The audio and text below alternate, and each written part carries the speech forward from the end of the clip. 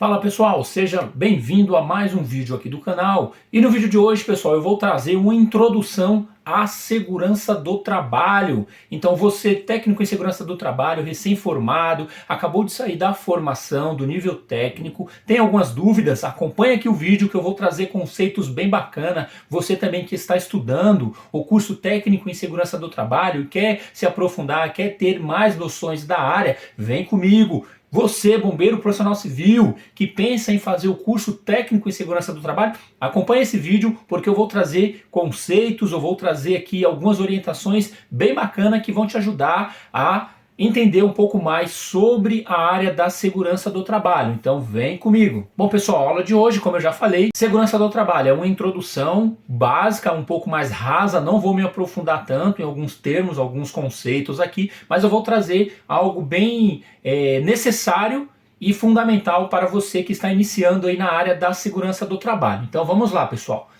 Mas o que é a segurança do trabalho? Você que está começando nesse segmento ou tem dúvida, pensa em começar, pensa em fazer o curso de segurança do trabalho, técnico em segurança do trabalho, o que vem ser a segurança do trabalho? Bom, pessoal, o conceito de segurança do trabalho, né, é o conjunto de medidas e práticas destinados a prevenir acidentes de trabalho e doenças ocupacionais, protegendo a integridade e a saúde dos trabalhadores. Então, de forma básica, a segurança do trabalho visa prevenir, evitar acidentes, garantir ali a segurança, né, a integridade física e mental do trabalhador dentro do seu ambiente de trabalho. De forma geral, conceito raso, segurança do trabalho é isso. Como que nós aplicamos a segurança do trabalho? Bom, pessoal, a segurança do trabalho ela é aplicada através de leis, decretos e portarias. Então nós temos toda uma legislação, temos todos um conceito burocrático para aplicar a segurança do trabalho. E nós temos a portaria 3214, portaria 3214 de 78.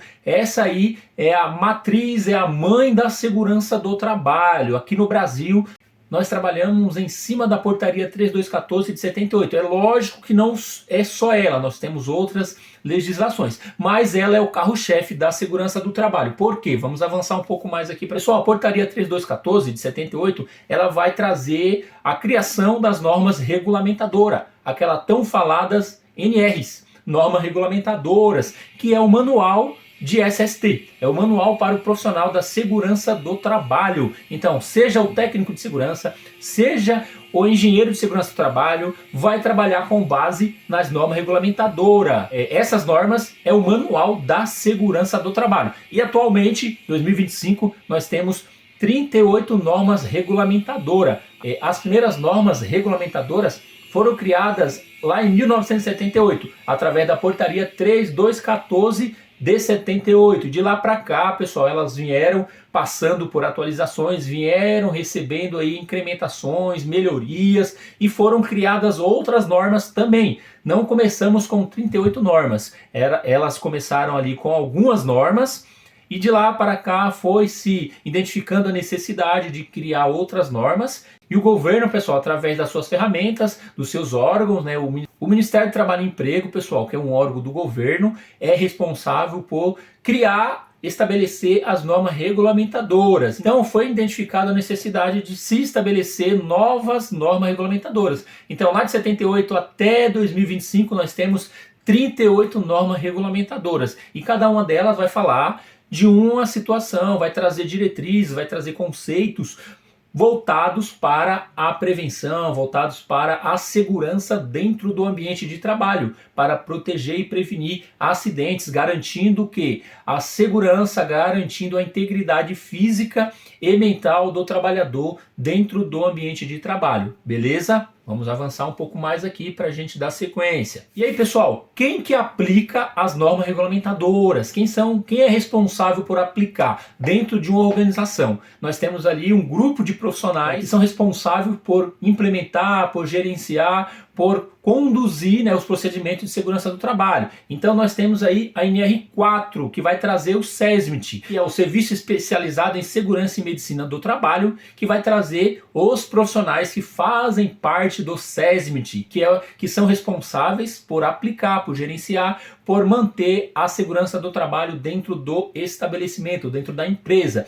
E esses profissionais são o engenheiro de segurança do trabalho, o médico do trabalho, o técnico em segurança do trabalho, o enfermeiro, né, perdão, o enfermeiro de segurança do trabalho e o auxiliar técnico em enfermagem do trabalho. Percebam que todos esses 5 profissionais têm formação na área da segurança do trabalho, seja de nível superior ou seja de nível técnico. Ambos precisam ter formação dentro da segurança do trabalho. Até o momento nós temos esses 5 profissionais que fazem parte do SESMIT. Então toda empresa que seja obrigada a estabelecer, a constituir o SESMIT, vai ter esses profissionais. Beleza? Então até aqui eu não vou me aprofundar tanto aqui porque, como eu falei, é uma introdução à segurança do trabalho. Existem outros conceitos aqui dentro, existem outros critérios que aí a gente precisa estudar mais a fundo. Isso é visto dentro do curso de segurança do trabalho. Eu não vou me aprofundar aqui agora porque não é o caso, não vem ao caso aqui, não é o momento. Mas, de forma básica, esses profissionais são responsáveis por aplicar a segurança do trabalho dentro do estabelecimento, dentro da empresa, dentro da organização, beleza? Então vamos seguir aqui. E aí, pessoal, a segurança do trabalho, ela também aplica, né, uma avaliação ambiental, uma avaliação dentro do ambiente de trabalho, faz uma análise, visando o quê? Visando identificar riscos e perigos dentro do ambiente de trabalho. Com certeza, em algum local que você já trabalhou, que você já frequentou, com certeza dentro daquele ambiente, pessoal, tem algum perigo, tem algum risco que pode causar um problema de saúde, que pode causar um acidente para as pessoas que estão naquele local.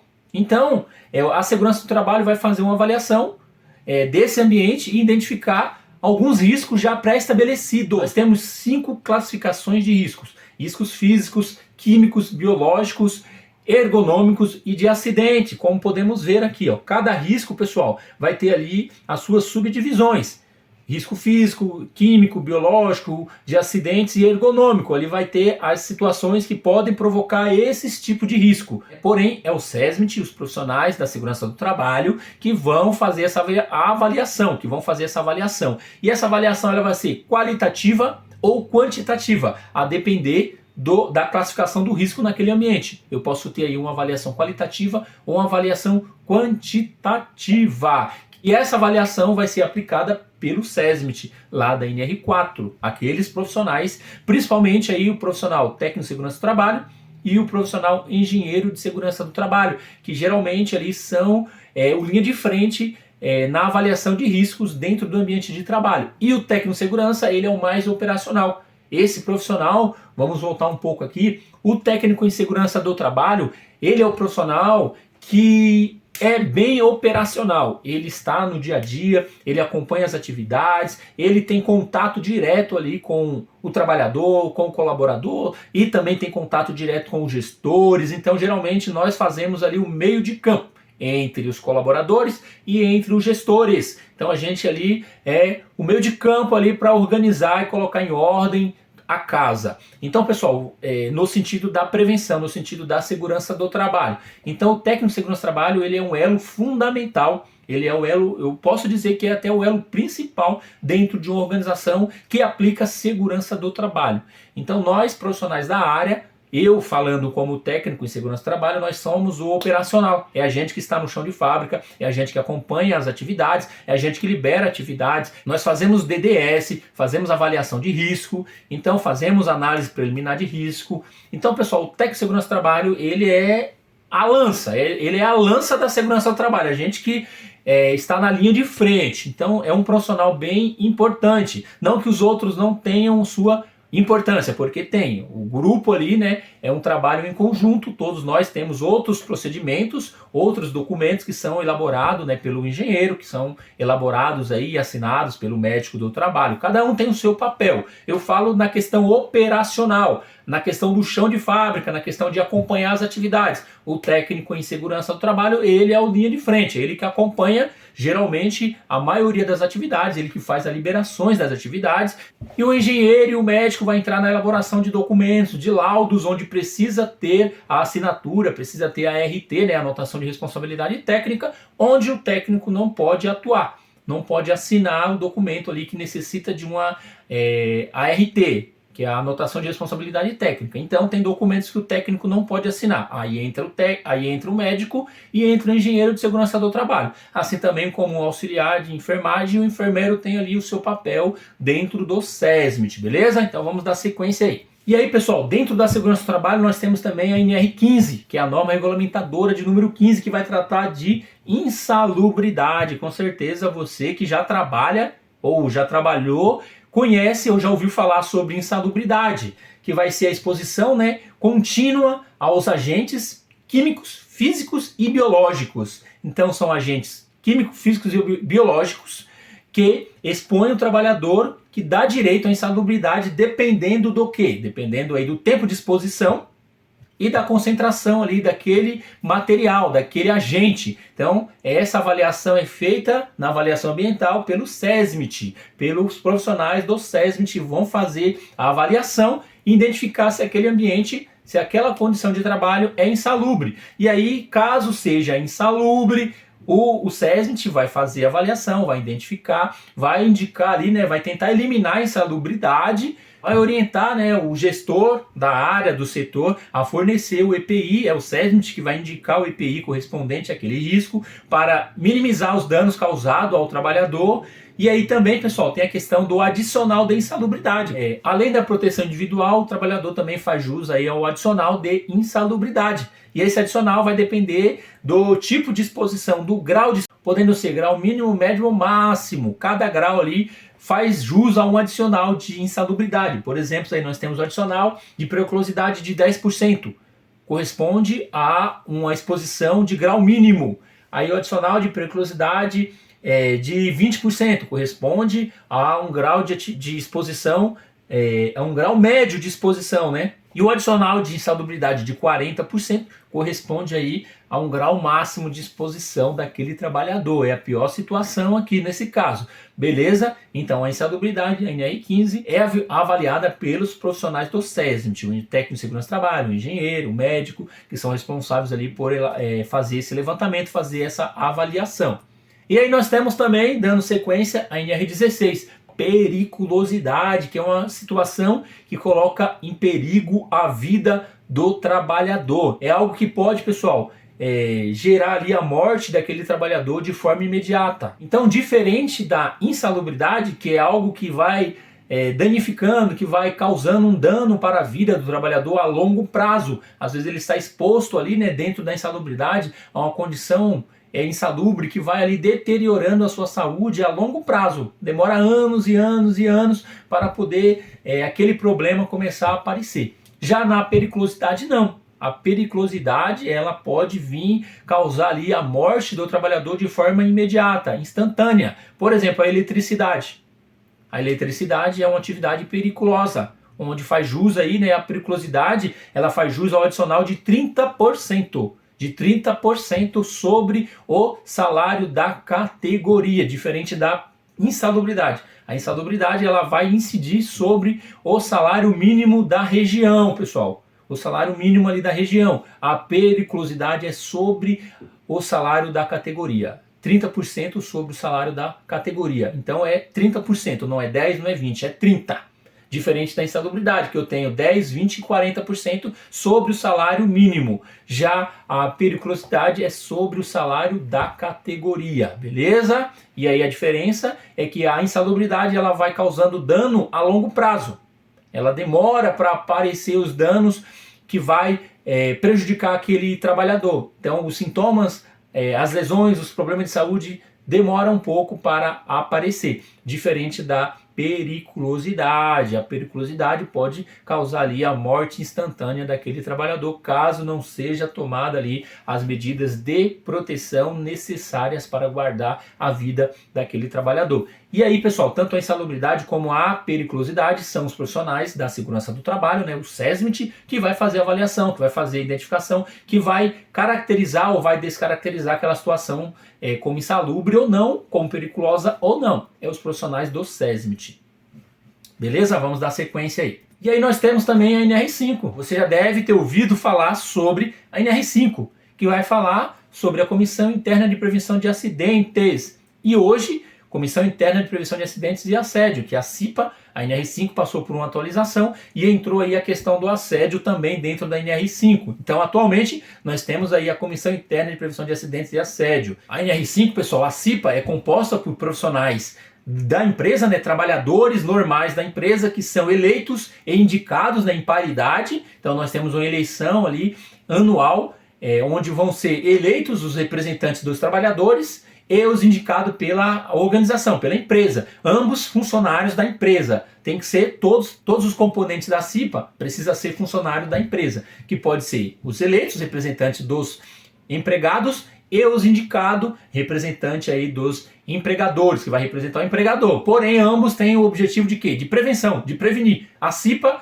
ela vai fazer uma avaliação mais qualitativa do ambiente de trabalho, vai criar o mapa de risco, esse mapinha que está aí na tela, né? A CIPA cria o mapa de risco, com o auxílio do SESMIT, dos profissionais da segurança do trabalho, porém, é a CIPA que cria o mapa de risco. Esse é o objetivo da NR5, é a CIPA que vai criar o mapa de risco, é os colaboradores que vão passar por um treinamento, é claro, eles recebem o treinamento antes de iniciar a gestão da CIPA, eles passam por um treinamento onde vão ser orientados, vão aprender a fazer uma avaliação, a fazer um mapa de risco, a identificar a situação de perigo, de risco no ambiente de trabalho. Lógico, de forma bem básica, qualitativa, né, porque não compete a CIPA fazer as avaliações mais profundas, por exemplo, a questão de insalubridade, questão de periculosidade, não compete aos componentes da CIPA, isso aí já compete ao SESMIT. Porém, a CIPA ela tem um conhecimento básico, raso ali, da questão de prevenção de acidentes dentro do ambiente de trabalho. Esse é o papel da CIPA, beleza? Então vamos dar sequência aí. E aí, pessoal, nós temos também a questão de acidente de trabalho, que é um outro conceito bem bacana, que nós precisamos entender um pouco, né, que o SESMIT aplica, que a CIPA também conhece um pouco sobre isso. Bom, pessoal, dentro do acidente de trabalho nós vamos ter aí o acidente típico, o acidente de trajeto e o incidente. Então vamos entender um pouquinho aí cada um deles. O acidente típico, pessoal, é aquele que ocorre durante a atividade de trabalho. Ou seja, você está na empresa trabalhando e aí se acidenta durante o horário de trabalho. Pode ser fora da empresa, não precisa ser necessariamente dentro da empresa, mas precisa estar dentro do horário de trabalho. Você foi designado para fazer uma atividade externa, por exemplo. E aí, durante essa atividade externa, fora do ambiente ali da empresa, né, fora da sede, fora da edificação, você se acidentou. Mas você foi designado para fazer uma atividade externa. Aí você se acidentou dentro do seu horário de trabalho. Esse acidente é entendido como acidente típico. Acidente do trabalho típico, beleza? Essa é a primeira situação.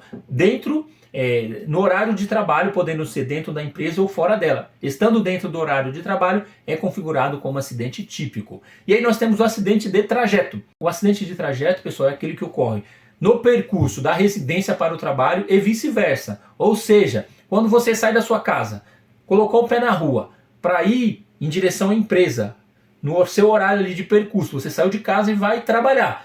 Esse percurso, se você não interrompê-lo, é um percurso contínuo, não teve interrupção, não teve parada alguma no percurso, é entendido como acidente de trabalho. E o caminho inverso também, quando você sai da empresa, encerrou o expediente, sai da empresa, vou para casa.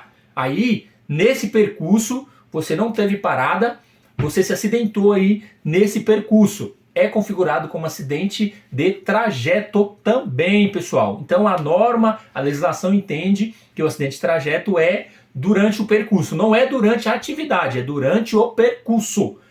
Tanto de casa para o trabalho, como do trabalho para casa, né? Ambos aí são considerados como acidentes de trajeto. É claro, pessoal, que tanto o acidente típico como o acidente de trajeto, eles vão ser investigados, né? Simplesmente aconteceu e é acidente. Não, o SESMIT, que são os profissionais lá, né, o técnico de segurança, o engenheiro, nós vamos fazer a avaliação desse acidente, vamos colher informações, vamos investigar, vamos entender o que aconteceu para aplicar a norma, né, aplicar os conceitos de avaliação de acidente em cima do ocorrido para poder entender e classificar, né, e caracterizar aquela situação como acidente ou descaracterizar. Então somos nós, profissionais do SESMIT, que fazemos essa avaliação, beleza? E aí nós temos o incidente. O incidente, pessoal, é aquela ocorrência que quase foi um incidente.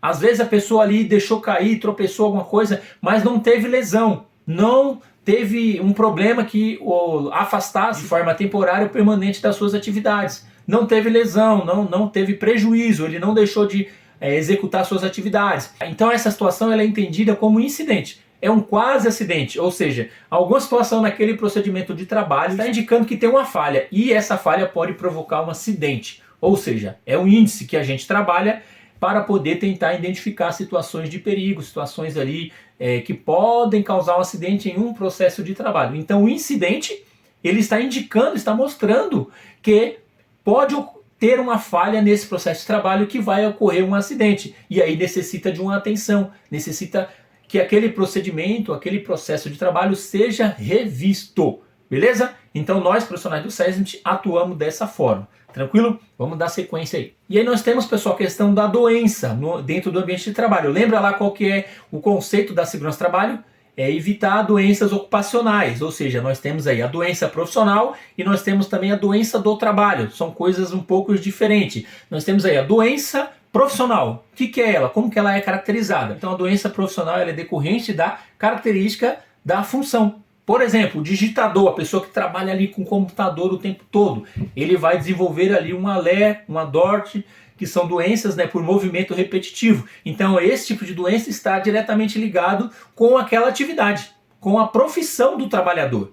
Então ela é classificada como doença profissional. Já a doença do trabalho, pessoal, ela decorre da exposição do trabalhador, né, aos agentes nocivos à saúde. Ou seja, quando o trabalhador se expõe a algum agente químico, algum agente físico, biológico dentro do ambiente de trabalho, ele pode adquirir algum problema de saúde devido à exposição àqueles agentes no ambiente de trabalho. Então é diferente da doença profissional, que está relacionada com a função, com a atividade do trabalhador. A doença do trabalho vai estar relacionada com a exposição do trabalhador a agentes nocivos dentro do ambiente de trabalho. Beleza? Você sabia dessa? Comenta aí abaixo se você sabia dessa diferença entre doença profissional e doença do trabalho. Deixa aí no comentário. Bora seguir. E aí, pessoal, nós temos também um conceito que vai falar de ato ou condição. O que? Ato inseguro ou condição insegura. Nós temos esses dois conceitos. Então eu trouxe aqui, pessoal, uma ilustração só para a gente ter uma noção mais ou menos. É um ambiente de trabalho onde nós temos diversas situações. Eu tenho o ato inseguro como condição inseguro. Mas vamos lá, de forma básica, de forma breve. Ato inseguro, pessoal. Ato inseguro é quando eu, trabalhador, me exponho de forma negligente, né? Ou seja, eu assumo a responsabilidade e me coloco em risco. Um exemplo, deixar de utilizar o EPI sabendo que eu preciso utilizá-lo. Eu deixei de utilizar um equipamento de proteção individual sabendo que eu preciso usar, mas mesmo assim eu deixei de usar. Eu assumi o risco. Aquilo ali é um ato inseguro. É um ato inseguro. Beleza? Condição insegura, pessoal. Condição insegura é provocada pelo ambiente, ou seja, aquele ambiente de trabalho ele é inseguro, então eu vou me expor em um ambiente inseguro.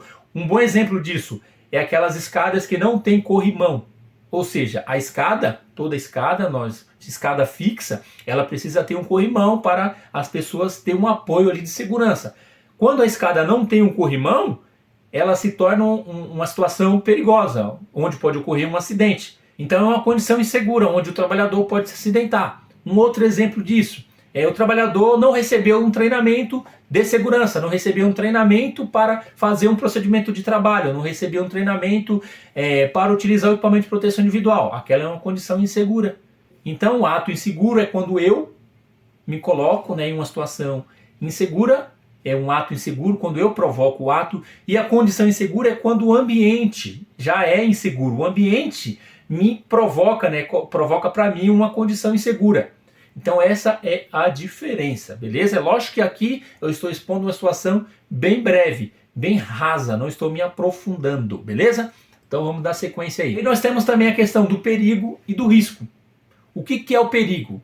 O que é o risco? Pessoal, o perigo é toda fonte que tem o poder de gerar uma lesão. Toda fonte que tem o poder de gerar uma lesão. E o risco é a exposição àquela fonte sem as devidas cautelas, sem as devidas proteções. Por exemplo, eu trouxe aqui um bom exemplo disso aqui, ó. Perigo, o leão. O leão ele é um animal perigoso, certo? Eu não consigo eliminar o perigo do leão, ele sempre vai ser perigoso. Porém, eu consigo neutralizar, eu consigo minimizar esse perigo. Um bom exemplo disso, o leão solto na selva. Ele é um perigo tremendo. Então, se eu me expor àquele perigo sem cautela, sem proteção, eu vou virar uma vítima facilmente. Já ao contrário, a imagem aqui de baixo, o leão preso dentro de uma jaula. No zoológico, por exemplo, eu vou no zoológico, visito lá o leão, ele está preso. Existe uma barreira entre eu e o leão, ele não vai me atacar. Eu vou estar seguro. Então aquela ali eu criei um meio de uma barreira, eu criei um meio de proteção. É a mesma forma, o perigo, a eletricidade, um bom exemplo disso é a eletricidade.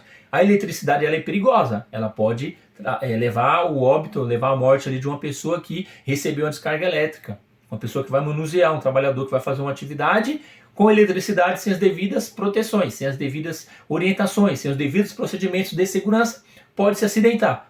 Então, para que isso não ocorra, o trabalhador ele precisa receber treinamento, precisa receber equipamento de proteção individual, precisa ter proteções, camadas de proteções para evitar o acidente. Então, o risco é o choque elétrico, o risco ali é a descarga elétrica e o perigo é a eletricidade. Então eu tenho ali, a eletricidade ela é perigosa. O risco da eletricidade é a descarga elétrica, é o choque. Então se eu me expor de forma demasiada, de forma sem proteção, de maneira ali sem tomar os cuidados necessários, eu posso receber uma descarga elétrica e posso até mesmo vir a óbito, dependendo aí da situação, né?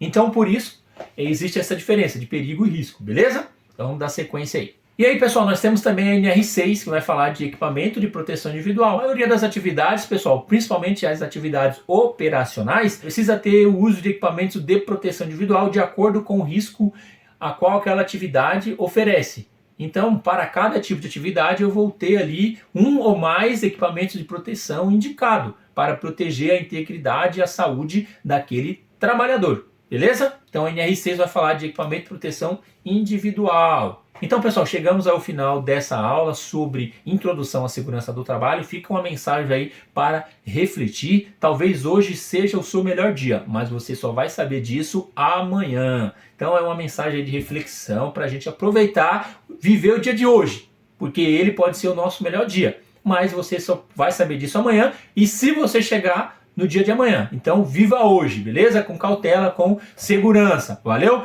Depois aí, se você quiser, me acompanha nas redes sociais, aqui no YouTube, no Instagram, lá no TikTok, só me acompanha lá, @instrutorwilliam. Valeu? Forte abraço!